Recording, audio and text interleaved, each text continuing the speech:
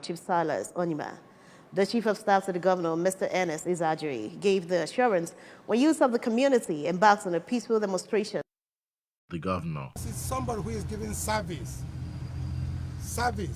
to the public. Don't do much. We are giving you the assurance that the government will do everything possible, following the procedure, working with the police and other security agents. We'll come back to give you the answers of why you are here. The national leader of Umoji community, Mr. Chude Chukelo, who expressed heaviness of heart over the unfortunate incident, described the late Chief Onyema as one who has attracted many developments to Umoji. Mr. Chukelo, who also described Chief Onyema as father to Umoji youths, revealed that youths were on the verge of becoming violent before they eventually embarked on the visit, pleading with the government not to forsake them. National President of the Anambra State Association of Town Unions, ASATU, Barrister Titus Akbudo, called for calm until the police conclude the investigation into the matter, while the ASATU Youth President, Comrade Ken Okoli, advised everyone to be vigilant of their immediate environment to avoid such death, and called on the people to make sure that they know those living in their neighborhood, emphasizing that ASATU family is fully interested in seeing the matter to logical conclusion. Government and in Cabra, one of the cases, then we case are not to campaigns and getting up. And our government already and that are living. Lesson from the death is that we must be vigilant. We must be what? Vigilant.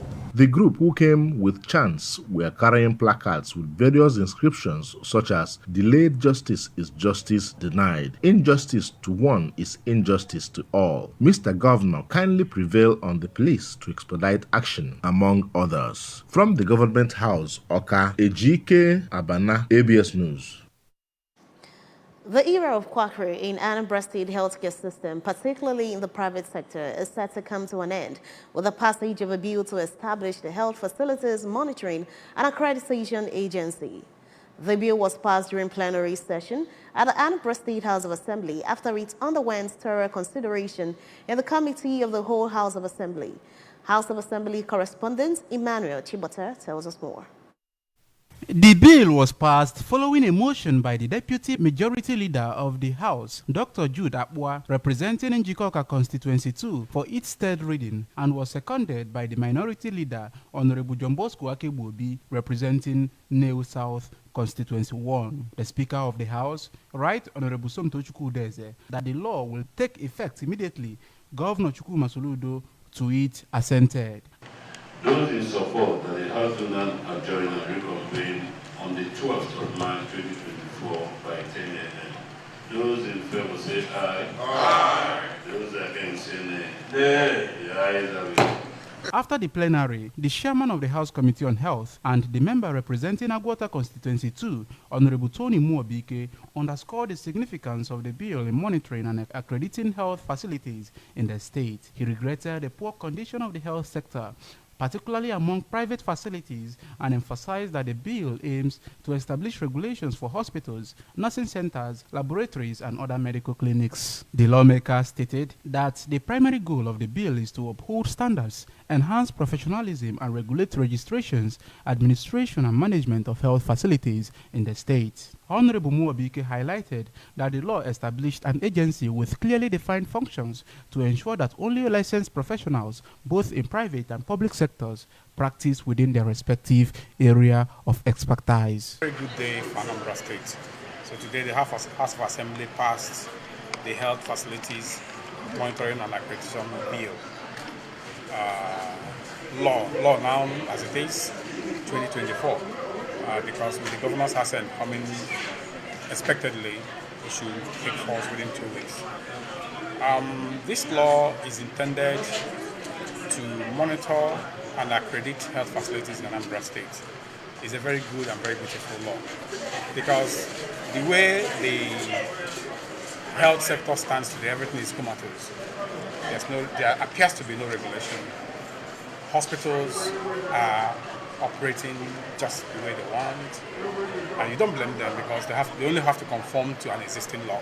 From the State House of Assembly, Emmanuel Chibota for ABS News. Minister of Women Affairs, Iyom Josephine Aneni, has called for equality, fairness, and justice to ensure that women are given the rightful position in the country. Iyom Aneni stated this during the 2024 AWIN Summit tagged Gear Up as part of activities marking a two-day event to celebrate International Women's Day. Correspondent Chibuzo Bidike filed on this report. She regretted the second fiddle treatment still given to women in the society, especially by politicians, stressing that it was high time women rose to their positions in the society, urging women to stand up and take a stand as they cannot sit back and wait for an invitation to contribute their quota. Aneni said, gone are the days of sharing of bag of rice to women by politicians, and instead of empowering of women with education, economic emancipation, and enabling environment to reach their zenith, and frowned at what she called absentee fathers, calling on husbands to rise up to their responsibilities as heads of family for balanced child upbringing. The burden is for women. When it comes to fit, see yourself.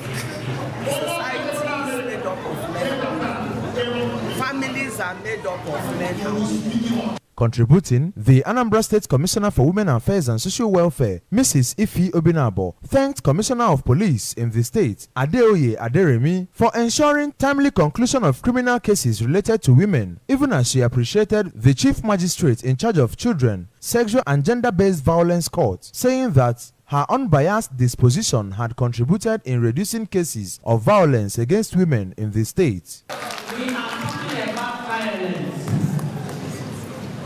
We are celebrating ourselves. There are only situations where wherever you are, promise yourself today, from today onwards, I will love my fellow woman sincerely. Also speaking, the Anambra State Commissioner of Police, Mr. Adeoye, who spoke on security, revealed that women are natural agents of policing from upbringing of children, which makes the society orderly, and emphasized the importance of investing in women for progress in all sectors of the economy. It is a day to celebrate all of you. It is a day to highlight your achievements. Earlier, the President, All for Women Initiative Nigeria, AWIN, Comrade Stella Iboka, called on women to ensure that they are more prepared, better equipped, ready to be counted among and be invested in for accelerated progress. She revealed that the summit was to encourage women to come together and rally around one another, even while attracting collaboration from respected male counterparts. It is our belief that women must gear up for greater opportunities so as to be more prepared, better equipped. This requires women to come together and rally around one another. It is only by so doing will women advance in gearing up for greater opportunities, discovering and utilizing the strength that lies in togetherness.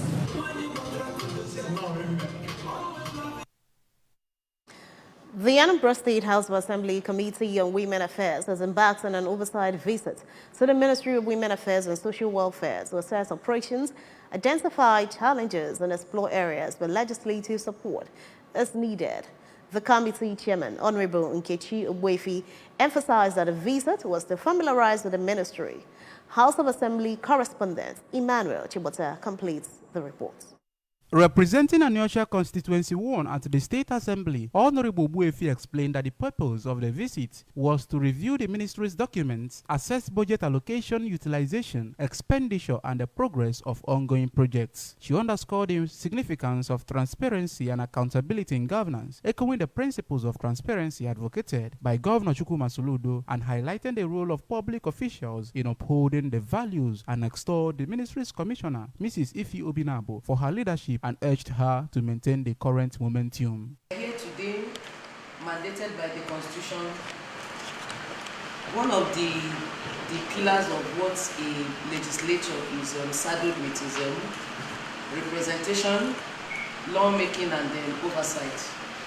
And this oversight function is a very crucial and indispensable part of governance, because this oversight is how we want to know how the public funds of the poor and vulnerable, who happens to be the low echelon of the society, to make sure that every kobo dedicated to them is well accounted for.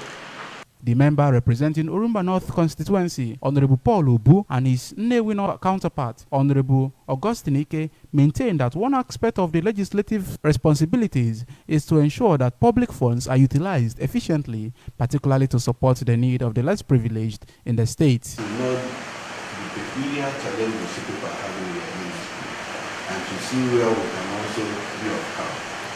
To make sure that everybody has what we call equity. So that in your ministry, if whatever funding coming in or going out have to be prosperity. On her part, Mrs. Obinabu briefed the committee on the ministry's programs and projects, adding that they are committed to promoting justice and improving the welfare of the poor and vulnerable in the society. Where you have children, you have a life, at least we'll try first step to reconcile them, so that we don't come up as a government and be scattering votes. So it's only when we see that life is involved, threatening of life, and know that the person doing that is not ready to repent before we can say, okay, let's go into litigation. Emmanuel Shibata for ABS News. The Economic Community of West African States, ECOWAS, says it's setting up a counter-terrorism force to fight terrorism in the sub-region. The ECOWAS Commissioner Political Affairs, Peace and Security, Ambassador Abdel Fattah Musa, disclosed this while addressing the press in Abuja on the latest developments in the political and security environments in the region. ABS Abuja Bureau Chief Princess Ekwi Ajide has the details.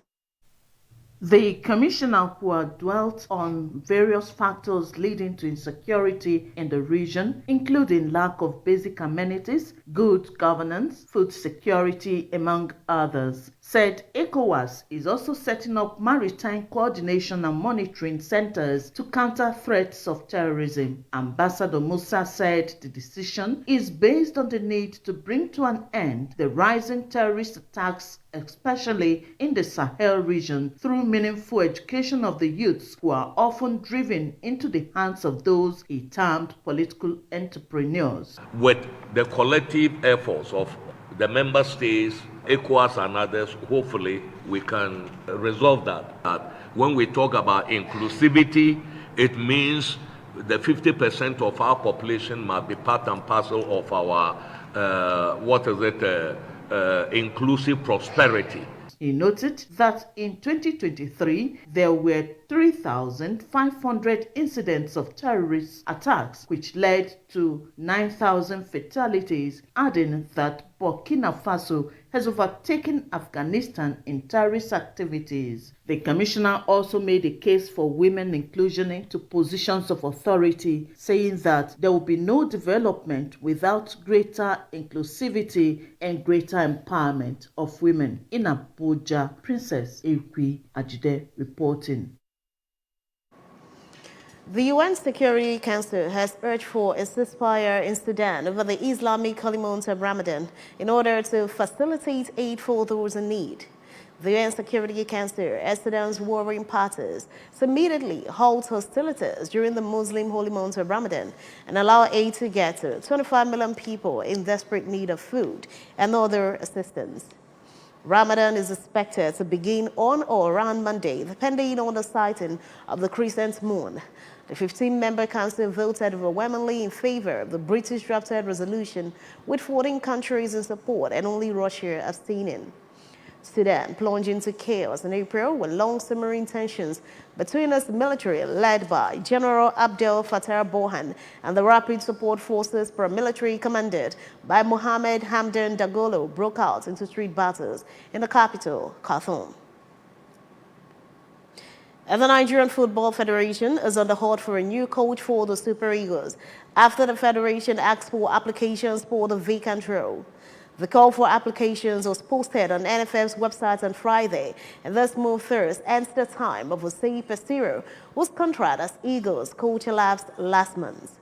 The NFF has requested candidates with relevant coaching qualifications, elite experience, winning mentality, and good knowledge of African football to apply. Applications have to be received not later than March 12, 2024, according to the NFF announcements. Remember, you can follow news and programs on ABS from any part of the world by liking our Facebook page. Follow at Anambra Broadcasting Service. Subscribe to our YouTube page at ABS Television, or follow on X at ABS Radio TV. And on Instagram, it's ABS Radio TV. You can also log on to our website at www.absradiotv.com. To end the news this morning, a recap of the main points. Governor Soludo has assured the indigents of Umoji, the Emili North local government area, of delivering justice. Anambra State House of Assembly has passed the Health Facilities Monitoring and Accreditation Agency Bill.